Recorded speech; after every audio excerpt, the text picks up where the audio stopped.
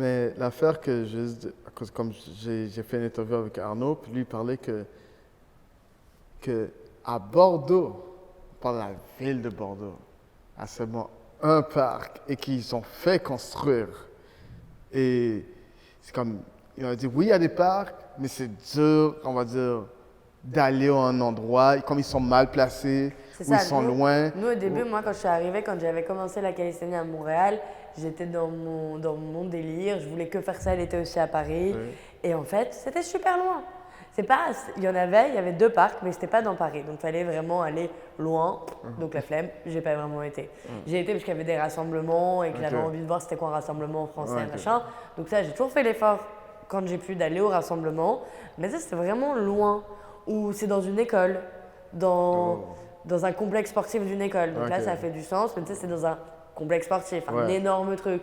Ou c'est dans le gymnase dans l'école. Donc ça reste que c'est pas accessible à tous. Mais en tout cas, pour Paris, depuis 2 ans, ils ont vraiment fait des efforts qu'il y en a quand même plus intramuros, genre dans Paris. Mais c'est bizarre parce que l'affaire qui arrive, c'est que Paris a une grosse communauté. Je dirais pas Paris, mais je parle la La France a une grosse communauté de calisthénie. Comme il y a beaucoup de personnes qui sont fortes, mais il n'y a pas beaucoup de personnes qui sont réputées, comme on va dire les personnes du state. Là, ça commence maintenant avec les réseaux Oui, sociaux. mais petit à petit, mais voilà, c'est une des raisons pour laquelle le fait qu'ils n'aient pas de terrain fait qu'ils n'ont pas un lieu de rassemblement. Tu vois, moi, par exemple, à Montréal, l'été, dès qu'il n'y a pas de neige, on a tous des spots différents pour s'entraîner, mais on va tous à Laurier le dimanche parce que tu sais que Laurier le dimanche, il y a des gens, right? Ouais, Bon, on y va, on s'en fout. Tu sais que tu y vas dépendamment de l'heure, mais il y aura du monde. C'est pas tous les jours, Ouais. mais tu sais que le dimanche, tu vas, il y a du monde. Bondi, c'est pareil. Il y a plusieurs spots en Australie, il y a plusieurs spots, mais tu sais que le samedi, dimanche, tu vas au Bondi Beach, celui sur la plage, tu sais qu'il y a tout le monde. Like, et on y va, et quand même, on peut rigoler. Il y a ceux qui font l'acro-yoga à côté, il y a ceux qui font le calisthénie. Il y a quand même le vibe au rassemblement. En France, en tout cas, moi je parlais pour la région que je connais, qui est la région Paris, ils n'ont pas ça. Ils vont pas du tout tous s'entraîner dans la même banlieue. Donc ils n'arrivent pas, et c'est ce que je leur ai reproché cet été. Et c'est une des raisons pour laquelle ils ont leur lundi soir où ils vont dans le gymnase. Mais allez, sur les 100 Français qui s'entraînent en calisthénie, t'en as que 40. Donc il leur manque encore 60, mais parce que c'est trop loin.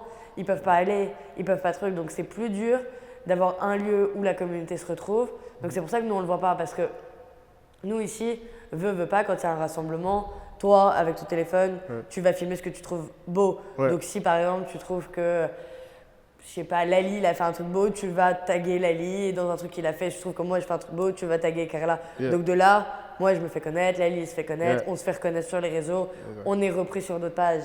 Ok. Alors qu'en France, ils s'entraînent à 2 ou à 3, donc ils n'ont pas ce truc de dire ah, ce que toi tu fais c'est beau, parce qu'ils s'entraînent entre copains, entre fratés, entre frères.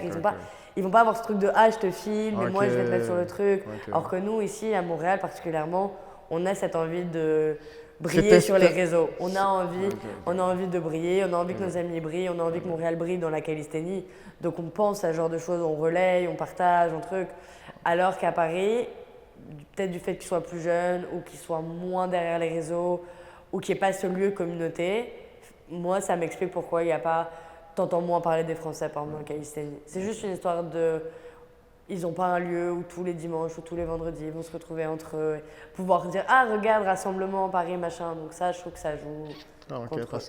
Parce que le point de vue que Arnaud avait dit là-dedans, c'est que c'est le fait simplement que les Américains ce sont les meilleurs en matière de marketing. Non. Et que techniquement, on va dire, si quelqu'un est fort, bien, fait qu'il est à New York. Moi, je suis pas d'accord avec ça. Si tu regardes bien, les Américains qui rayonnent dans la calisthénie, c'est ceux qui s'entraînent au Gold Gym, c'est ceux qui s'entraînent à Venice Gym à LA, c'est ceux qui s'entraînent c'est tout. En fait, ils s'entraînent où? Dans le gym de Frank Medrano, le Gold Gym, ou à Venice Beach, là où les grands s'entraînent. Et c'est juste ces 2 lieux emblématiques. Mais si tu regardes tous ceux qu'on connaît des États-Unis, c'est LA. Et LA, c'est 2 endroits.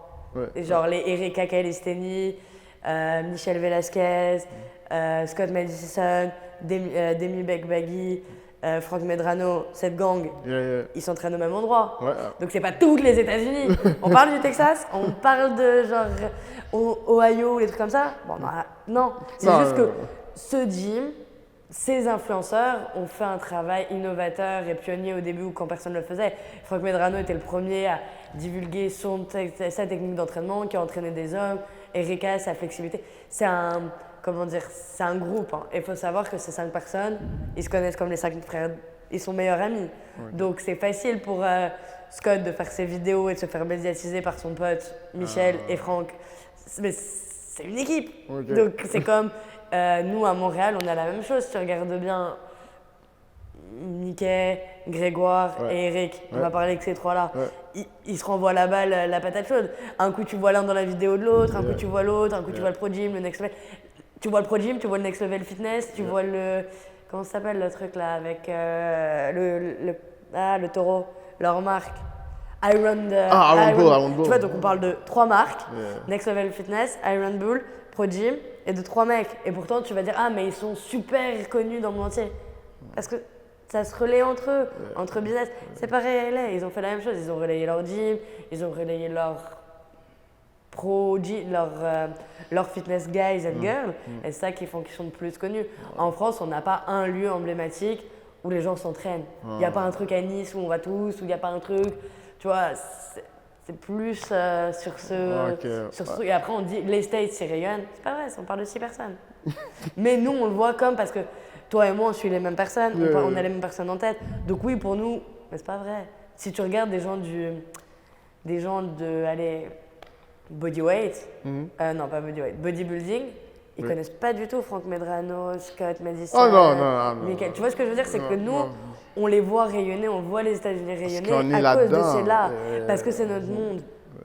Mais quand tu sors, tu te dis ouais, mais en fait, vraiment, c'est petit. À New York. Dis-moi un athlète de New York. Oh non. Si, allez, il y en a un. Hannibal King. Qui? Hannibal King. Ouais, si. Hannibal Fucking. C'est le mec de prison? Non. Non, non, qui a pas écrit vraiment. l'histoire? Non, parce qu'il y en a un qui lui a écrit l'histoire. Faudrait. Non, mais il a parlé de prison, mais c'est pas un gars de prison. T'es sûr? L'autre personne, je pourrais te dire, qui vient de New York aussi, qui sont réputés, c'est Bartenders avec Giant. Ouais. Mais voilà, bartenders, on parle d'un groupe. Ouais, c'est un on parle d'un groupe, on parle plus d'une personne. Donc c'est ça, il y a des équipes dans chaque ville qui rayonnent plus. Par exemple, nous, Montréal, on a Tribarta. On n'a pas forcément des équipes qui rayonnent, mais moi, quand je suis arrivée en Australie, parce que sur mon Facebook, je pense, il y a écrit Tribarta. Et il y a quelqu'un, genre un mec de Bondi Beach Athletic Republic, donc qui sont comme un groupement des athlètes de Bondi, m'a dit ah t'es Tribarta, tu connais Betania, tu connais un tel, tu connais des trucs, et j'étais comme ouais mais toi comment tu connais des réseaux sociaux. Mais tu vois c'est juste une équipe, par exemple nous Montréal on va dire que c'est Tribarta qui gagne. Alors qu'il y a d'autres gens qui vont dire que Tribarta n'est pas les meilleurs. Mais Tribarta rayonne le plus parce que les gens de Tribarta font valoir le nom le plus. Donc même si on n'a pas les meilleurs dans notre équipe, le fait que Tribarta soit repris sur les photos, le fait que ce soit hashtag, le fait que les gens de Tribarta bougent, et quand ils bougent, ils mettent un t-shirt, une casquette, un truc, ça fait que ça a marché. Et donc même si on n'est pas les meilleurs athlètes, on est quand même les plus connus. Aussi simple. Donc c'est bizarre, hein, mais c'est juste un... Moi aussi au début, je me disais, ouais, mais là-bas, ils sont mieux que nous. En fait, après avoir été là-bas, je me dis non, c'est juste une manière de comment tu entraides ton équipe ou pas.